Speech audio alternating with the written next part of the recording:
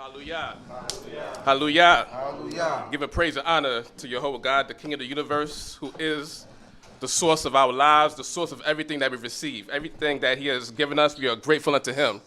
And we are grateful unto him for allowing us to gather before him on this holy day and praying that the Most High will continue to be with us and shield us this day. You may be seated. So we've come together on this holy day to acknowledge once again that there is no God beside Jehovah, who is the creator of the heavens and the earth, as we read in the beginning of the Holy Scriptures. In the beginning, God created the heavens and the earth. So, question for everybody, who wants a blessing? Me. Everybody wants a blessing. That's a fact. Who is the source of the blessings? Yah. So we know Yah, Jehovah, God, is the source of the blessings. So we've been hearing today, and we'll continue to hear for the rest of the day and the rest of our lives that we are the children of Yisrael. Hallelujah. But once we realize that we are the children of Yisrael, our focus is not on us. Our focus is on the Most High. Because many of us are happy just knowing that we are Yisrael, and it stops there. Part of the reason why we are in the problems we are today is because we are not acknowledging God more than we are acknowledging ourselves. God is bigger than all of us. And he's the one, once again, that is the source of our blessings. So if we want to receive the blessings, we have to go to the source and do the things that are necessary in order for us to obtain those blessings. And we are living in a time where we are happy. There are celebrities that are proclaiming to be Yisrael. Talk to us. There are athletes that are proclaiming to be Yisrael. There are entertainers, celebrities, once again, that are claiming to be Yisrael. I'm just using the word claim loosely. They're proclaiming they are Yisrael. And many of us are happy. We're glad about this awakening of the athletes, all of the celebrities, of the entertainers. But what about those that have been teaching us for years that were on the screen earlier today? You get happy when you see somebody that doesn't even know you, doesn't even know you exist, proclaims Israel, and you post a meme about that. But where on your pages your teachings that have been teaching for years that we are the children of Israel? That's right. Are you more happy that people that don't know you, will never give a dime to you, are awakening more than those who you can see on a regular basis? So as this awakening is going forth, it's our responsibility to be proud of who we are and to make sure that our teachings go forth. That's right. The teachings that you hear for generation after generation, those are the things that we should be posting and not focusing on those who are not keeping Shabbat today. That's right.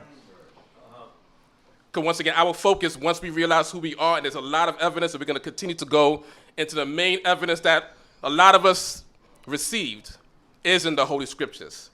Today's portion is YAH. Jacob, our father. Jacob, whose name was changed to Yisrael, who we've heard about numerous times today. He received a blessing for the Most High. We heard about the blessing that Abraham received. But Abraham had many children. So that blessing could be disseminated to many of his children. His son Isaac, Yitzchak in Hebrew, he received a blessing. That blessing could be disseminated to Esau and Jacob. But Jacob received a blessing. Genesis chapter 28. We're going to start from verse 13 because that is where the blessing is. And once again, this week's portion is Genesis chapter 20 and starting from verse 10. But we're focusing on the blessing, and we're focusing on the fact that the Most High is the source of our life and the source of our blessings, as well as the source of our curses, unfortunately. But this is the blessing that the Jehovah God gave to our father Jacob. Genesis chapter 28, verse 13. Hallelujah. Hallelujah. And behold, Jehovah stood beside him and said, I am Jehovah, the God of Abraham thy father, and the God of Yitzchak. The land whereon thou liest, to thee will I give it, and to thy seed. And thy seed shall be as the dust of the earth, and thou shalt spread abroad to the west, and to the east, and to the north, and to the south. And in thee, and in thy seed shall all the families of the earth be blessed. So this is specific to the children of Jacob. This is specific to the children of Israel. So this is the blessing that we should claim as a people. That everywhere that we go, we're going to spread out to the north, south, east, and west. But unfortunately, as we're going to read, we spread out to the north, south, east, and west because we did wrong and not because we were doing right. Because once again, we're going to go into the book of Deuteronomy chapter 28, which is the chapter that the Most High has left on record that allows us to open our eyes. So that way, that is the springboard for many of us coming into this way of life and learning who we are. Jacob received this blessing from the Most High, and God told him that he's given that land that Jacob was in, because Jacob traveled from the land of Canaan, and he's leaving the land of Canaan at this time that we're reading about, going into Haran, which is on the map that CHOKMAH YAH showed earlier, which is in Turkey. The Holy Scriptures does not go too far beyond the Middle East in geography. It speaks about Greece, but there's nothing that takes place in Greece. Right. Everything takes place in what they would call the Middle East. So you will have heard and will continue to hear references archaeologically and anthropologically of who the original people of the earth were. The skin tone that they had at that time and continue to have this day, some more, some less. So we know that Jacob was dwelling in the land of Canaan. He was born in the land of Canaan. We know that Isaac was born in the land of Canaan. We know that Abraham was born in Ur the Chaldees. Once again, the history does not go too far beyond what is known as the Middle East or African region. So we know who those people are racially. But once again, race was not even a factor or an issue back at that time. So Jacob is traveling from Canaan, going into Haran to meet his uncle in order to get a wife. Because we know the history that took place between Jacob and Esau. And at the process of time, Jacob meets up with his uncle. He gets oppressed, he gets tricked. But in the process, he gets wives and he has children. And in this portion that we would have read today, you have the birth of 11 of Jacob's 12 sons, who became the children of Yisrael. And once again, during this time, it's often played and often quoted the song from KRS-One, or Boogie Down Productions as it was at that time, Why Is That? Where he mentions the genealogy of Shem, and goes down and talks about Abraham, Isaac, and Jacob, and he had 12 sons for real. Those are the children of Israel. That's right. But we have Israelites artists that are keeping Shabbat today. Why isn't anybody posting those songs? Why do we have to go back to 1988 when there were people that are proclaiming Yisrael through rap songs today? Once again, our focus should be more on us to proclaiming this word from those that are doing it pure like us, but ultimately focusing on God. Deuteronomy chapter 28, that after the process of time, the children of Israel found themselves in Egypt as slaves. As coming out of slavery, the Most High God brought us out of Egypt, and we spent 40 years in the desert. That was only supposed to take a year and some change. But in the 40th year, Moses delivers this message to the children of Israel before they cross the Jordan River. And this is where we receive the blessings and the curses that the Most High said that he would give to the children of Israel. And this is, unfortunately, how we identify ourselves today. So Deuteronomy chapter 28, just read the first 2 verses. And it shall come to pass, if thou shalt hearken diligently unto the voice of Yahweh thy God, to observe to do all his commandments which I command thee this day, that Yahweh thy God will set thee on high above all the nations of the earth. And all these blessings shall come upon thee, and overtake thee if thou shalt hearken unto the voice of Yahweh thy God. So there's blessings that are supposed to come upon the children of Israel if we hearken unto the voice of Yahweh our God. Right. And it gives a litany of blessings right after that, but unfortunately we get to verse 15, which says, But it shall come to pass, if thou wilt not hearken unto the voice of Yahweh thy God, to observe to do all his commandments and his statutes, which I command thee this day, that all these curses shall come upon thee and overtake thee. So now you read from verse 15 all the way to verse 68, or verse 69, depending on which version of the Tanakh that you're reading, and you see a bulk of curses, punishments that seem to outweigh the blessings that the Most High said he would give unto us.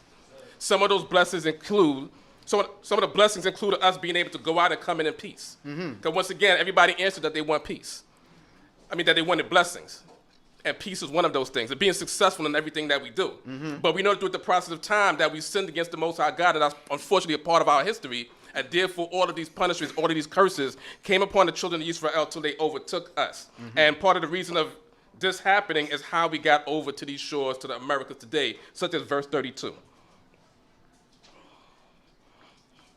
In Deuteronomy chapter 20. Thy sons and thy daughters shall be given unto another people, and thine eyes shall look and fill with longing for them all the day, and there shall be naught in the power of thy hand. So that's one of the punishments that God said that would be put upon the children of Israel, that our sons and our daughters would be given to another people. In the presentation that was done earlier, it shows that all throughout our existence, throughout the various countries in Africa, we were a separate people. For years, people have said that Africans sold Africans into slavery, but when you delve deeper into it, you see that Africans sold Israelites into slavery. Because our customs, practices, and our culture was different than everybody else around about us, so we kept a consistent trail of our Hebraic and Torah based practices from the time that we left the land of Canaan, or the land of Yisrael. And it's unfortunate that we decided to do Torah after we got kicked out of the land of Yisrael, as opposed to doing it so that we would stay within the land of Yisrael. Also in this chapter, we're going to go to verse 40 and just read a few sections from there. Thou shalt have olive trees throughout all thy borders, but thou shalt not anoint thyself with the oil, for thine olive shall drop off.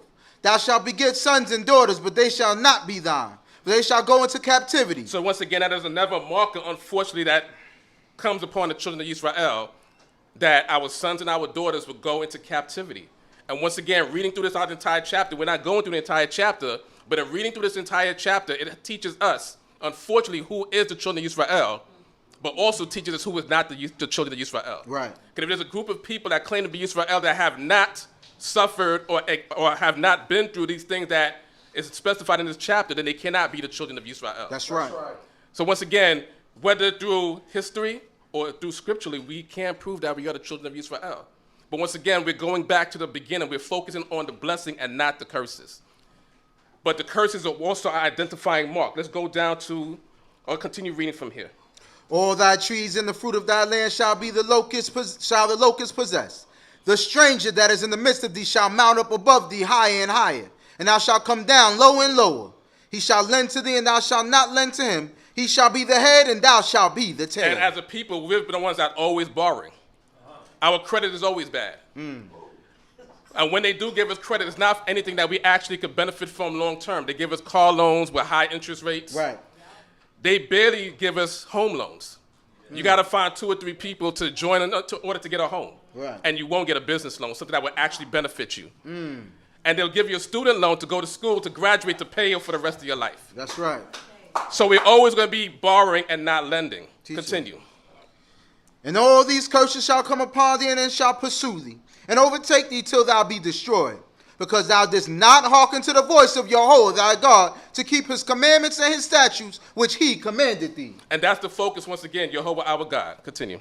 And they shall be upon thee for a sign and for a wonder, and upon thy seed forever, because thou didst not serve Yahweh thy God with joyfulness and with gladness of heart, by reason of the abundance of all things. Therefore shalt thou serve thine enemy, whom Yahweh shall send against thee, in hunger, and in thirst, and in nakedness, and in want of all things. And he shall put a yoke of iron upon thy neck, until he have destroyed thee. And that's the sign of slavery today. When you think about slavery, even if you look up slavery online, you're going to see us in chains, us in yokes of iron. And that's the mark that, unfortunately, the Most High God left for us, that we would be able to identify within this chapter of who we are. Right. And the only people, once again, you see within these chains and the yoke of iron, we won't necessarily read the next verse, but he says he's going to send us to a nation that, to the end of the earth. So here we are at the end of the earth. And just read verse 68 in this chapter. And Yahweh shall bring thee back into Egypt in ships, by the way whereof I said unto thee, thou shalt see it no more again. And there ye shall sell yourselves unto your enemies for bondmen and for bondwomen, and no man shall buy So we you. got sold over here, and even after slavery was abolished, and you know which amendment abolished slavery? These are things, quick. Which amendment abolished slavery? 13th. But what did also the 13th Amendment say can be a punishment, or slavery is a punishment for? Committing a crime. So immediately after slavery was abolished, you had the black codes that came right after that. Right. Within the black codes, it says that we had to have a job in order to remain free. And if you didn't have a job, one of the black codes that you would get arrested for not having a job. The black codes also told us what type of jobs that we could get, which in effect puts us back into slavery. Right. Then they had amendments that came after that, 14 and 15, which actually abolished the black codes, but did not abolish Jim Crow. Jim Crow is what caused segregation, and now we are separate from everybody else at that time. So we endured black codes. We endured Jim Crow. We endured being below the poverty line. We are enduring right now mass incarceration, where there's a pipeline from schools to prison.